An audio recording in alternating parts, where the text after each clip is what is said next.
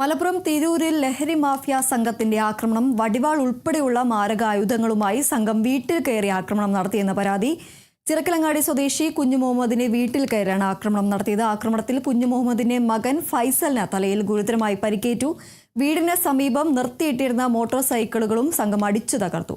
പേടൂർ സനൽ എന്നറിയപ്പെടുന്ന പല്ലൻ സനലിന്റെ നേതൃത്വം നൽകുന്ന സംഘമാണ് ആക്രമണം നടത്തിയത്. സംഭവത്തിൽ തിരൂർ പോലീസ് അന്വേഷണം ആരംഭിച്ചു.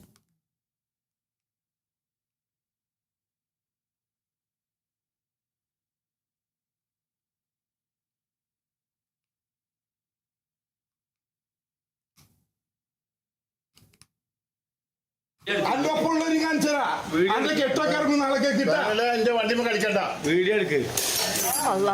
അത് ഇന്ന് നാളെ പേരെ കംപ്ലീറ്റ് താമർത്തണം. എന്റെ പേരടക്കം നാളെ